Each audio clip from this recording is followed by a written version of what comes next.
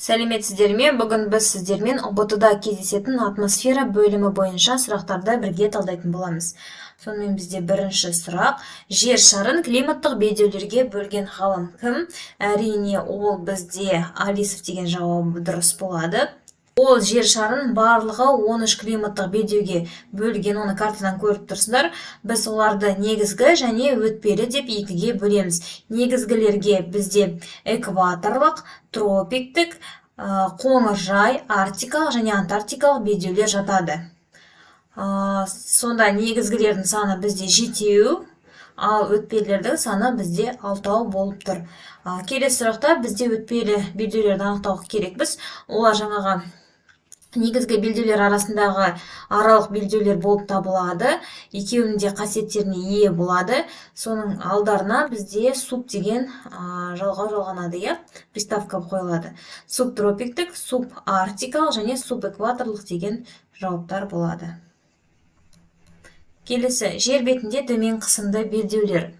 Жаңағы климаттық белдеулерге сәйкес бізде қысымның таралуы мынадай.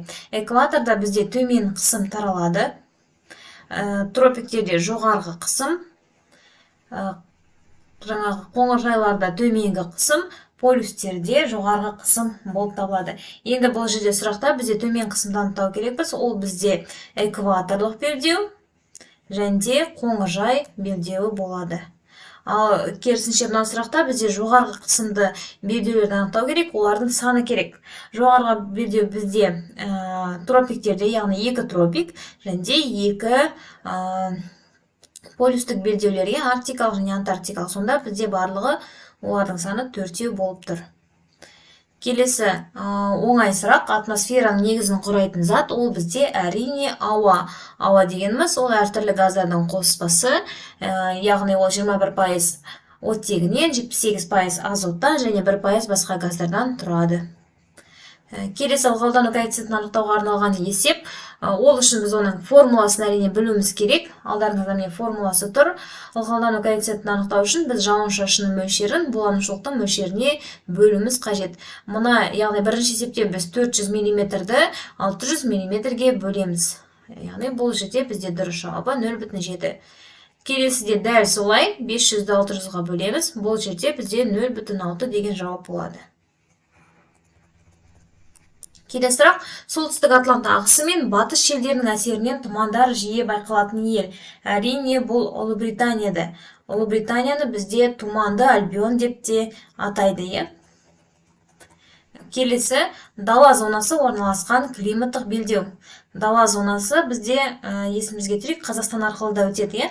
Дала зонасы орналасқан климаттық белдеу, бізде бұл дұрыс жауабы әрине ол қоңыржай белдеу болып табылады. Келесі: 2 тропик шеңбері кесіп өтетін материк. Яғни, міне картадан көріп тұрсыздар, тропик шеңбері экватордан кейінгі белдеу. Бұл жерде тропик шеңберін бізде Африка ғана 2 рет кесіп өтіп тұр. Яғни осы жерлерде бізде шөлдерге сәйкес келеді. Тропикті білесіздер. Дұрыс жауабы бізде Африка болады. Келесі: бұл жерде ылғалдылықты анықтауға арналған есептер. Ол үшін біз мына жердегі кестедегі әр температураға сай су буындағы, ауаның құрамындағы су буының мөлшерін білуіміз қажет. Көбінесе бізде мына плюс 30 деген мағына көп кездеседі сұрақтарда. Себебі есте сақтау оңай. Плюс 30 градуста 30 грамм су буы болады. Енді қанығу үшін 30 грамм су буы болады.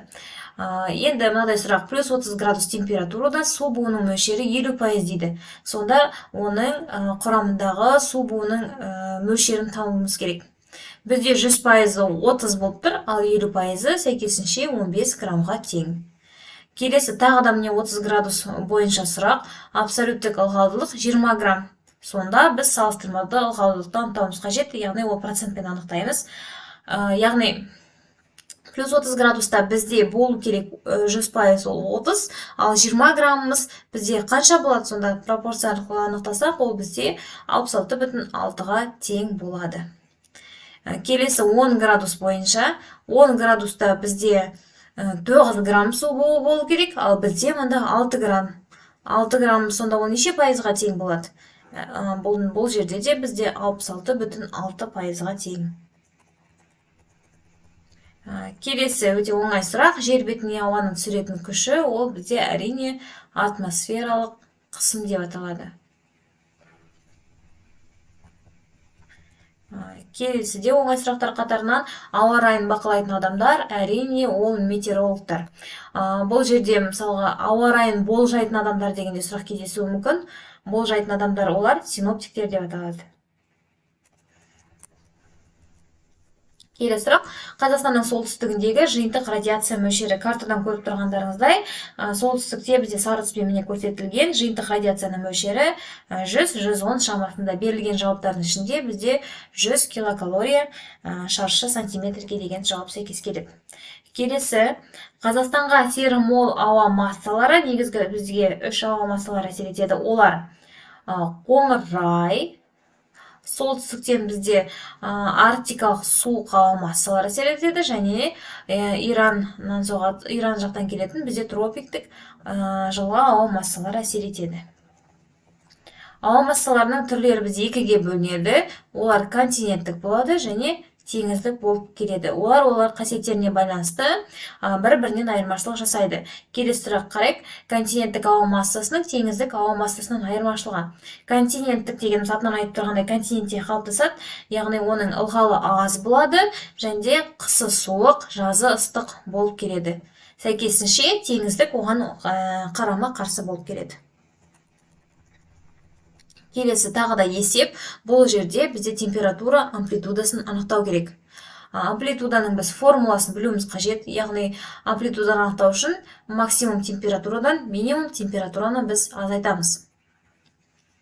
Берілген есепте бізде максимум температура плюс 58 градусты құрайды, минимум температура минус 89,2. Сонда 58 азайту минус 89,2, 2 минус плюс қайналады. Сол кезде бізде дұрыс жауабы 147,2 деген жауап шығады.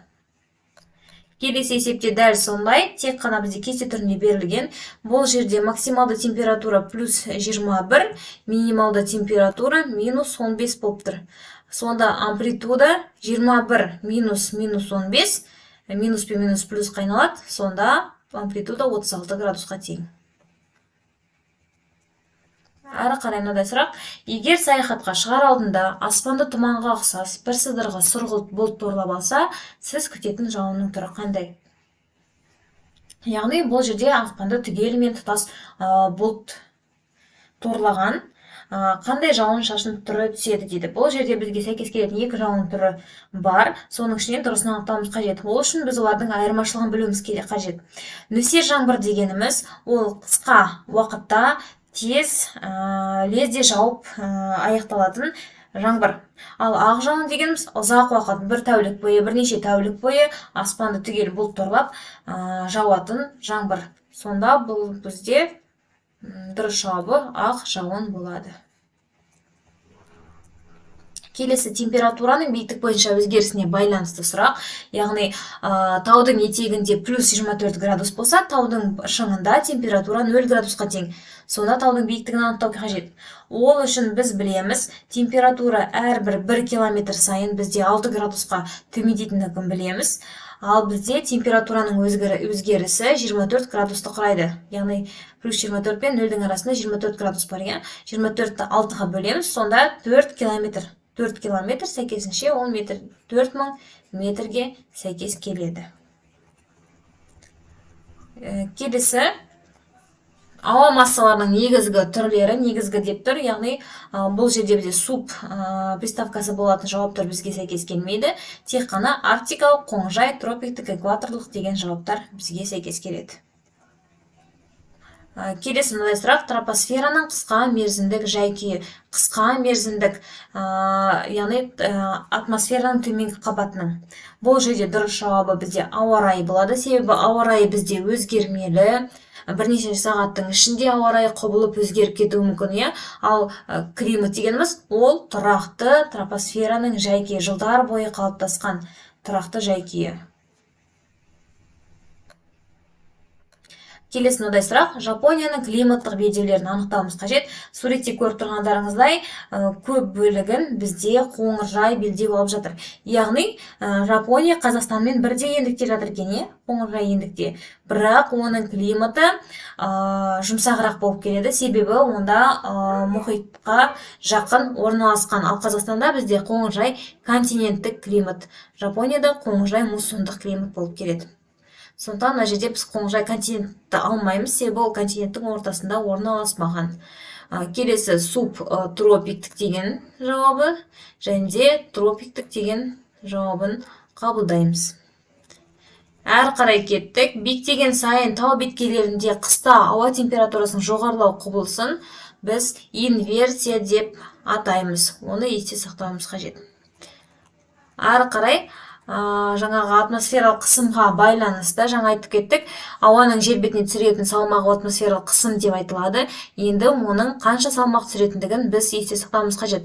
1 шаршы сантиметрге ол 1 килограмм 33 грамм қысым, яғни салмағын түсіреді. Сонда берілген есепте бізде бөлменің өлшемдері берілген. Бөлменің көлемін анықтаймыз біз. Яғни ұзындығын еніне, оны биіктігіне көбейтеміз. Сонда 5 көбейту 3 көбейту 3 45 болады.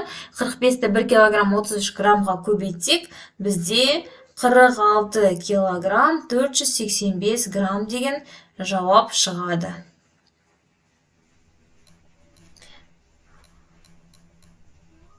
Әрі қарай кеттік. Жел күшін қандай мақсат үшін пайдалануға болатындығын анықтаңыз. Бұл жерде әрине энергия алу үшін пайдалануға болады.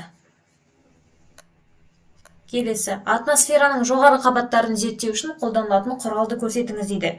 Бұл жерде құралдардың әрқайсына тоқталып кетсек, гигрометр ол ылғалдылықты өлшейді, термометр ол температураны өлшейді, жауын-шашын өлшегіш атынан айтып тұр, жауын-шашынды өлшейді, барометр ол қысымды өлшейді. Бізге сұрағымыздың дұрыс жауабы бұл радиозонд. Радиозонд дегеніміз әуе шарына приборларды бекітіп, аспанға ұшырады. Сол арқылы атмосфераның жоғары қабаттарын зерттейді. Келесі сұрақ, қалыпты атмосфералық қысым, оны біз есте сақтауымыз қажет.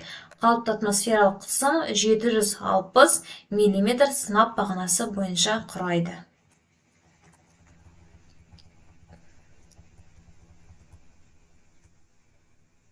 Келесі сұрақ, жер шарындағы жауын-шашын ең көп түсетін жер. Әрине, ол Черрапунжи елді мекені, Үндістанда орналасқан, Гималай тауында орналасқан елді мекен. Атмосфераның жерге жанасқан қабатында су буларына қан ауаның салқындауынан түзілген судың өте сақтамшыларынан тұратын, ол бізде әрине ол тұман. Атмосфераның жерге жанасқан қабатында. Сонымен біз бүгін атмосфера тарауы бойынша келетін кейбір сұрақтарды қарастырдық. Егер сіздерде қиындық туғызатын сұрақтар болса, немесе жауабын таба алмаған сұрақтарыңыз болса, комментарийға жазып кетсеңіздер болады.